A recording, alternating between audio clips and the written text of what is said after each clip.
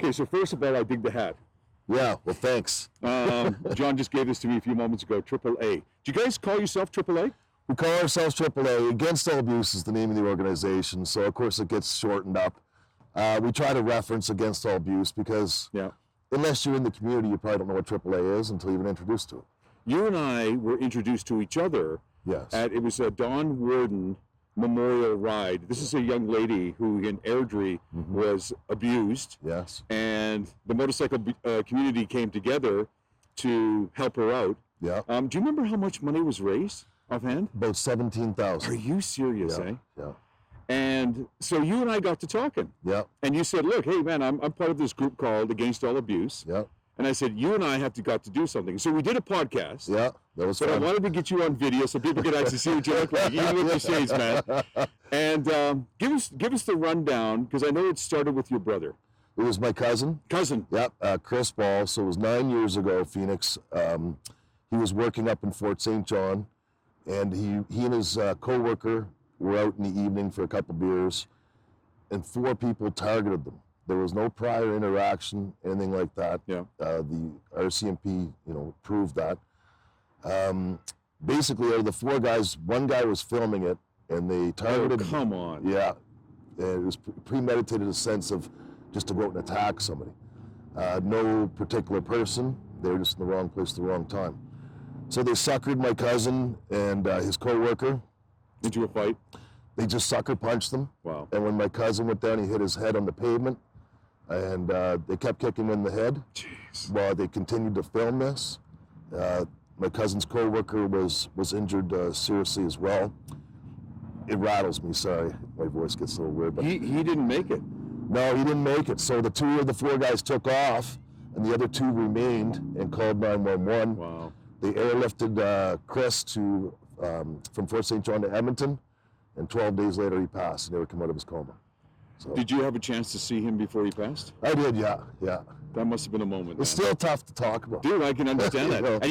And but it's fascinating too, John, that was 9 years ago. 9 years ago. So when we started Against All Abuse, and for 2 reasons, to make something positive out of a tragedy, and also to help deal with the tragedy on a personal level.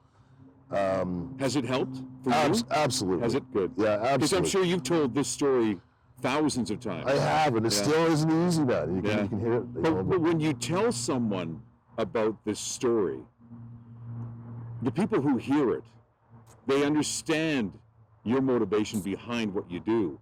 And I'm certain they even draw from it too. Absolutely. Like, we met with Dawn Warden out here in Airdrie for her fundraiser. And her parents ended up joining Against All Abuse immediately after that. Yeah. Wow. So Dick and Jeanette, great people. Yeah. And that's, I think, probably the biggest compliment we could ever be paid as far as doing things properly, when you have somebody so close to a victim come join your group. It's staggering when you hear the statistics, John, about the amount of abuse that goes on in small communities like Airdrie, in large metropolitan areas like Calgary or Toronto or Vancouver. You can do these rides, you can raise money, you can raise awareness, but really we want it to stop. Yeah. We want to understand it, right? Where does that go? I think that's really with the governments, the penalties. I don't think they're hitting things as hard.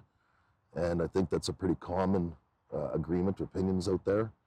I think you need stiffer penalties for these type of things, and maybe more education, awareness, as kids grow up as well, so that the victims won't tolerate it, right? Yeah. And hopefully we can recognize people that have those issues that are the abusers. This needs to be a national program. Absolutely. Do you hear what I'm saying? I mean, it started small roots, which usually happens. Yeah. But this needs to be on a national scale, man. Yeah. It sure does. We need to be talking about this. It's such an issue to do, because of course all these small organizations, we don't have money, and every dollar we raise goes towards the cause. Yeah. But it's such a big footprint to do that nationally. It's definitely in our goal to expand. Yeah. And you need the right people, of course, to head those up in those places. Yeah. It'd be great to do this full time, but you know what I mean? It's still. Well, he needs members. You need members. Yeah. I mean, we we never try to vet people because we're not counselors or anything like that. So we try to keep our own, what our talents are, which is raising awareness, that sort of thing.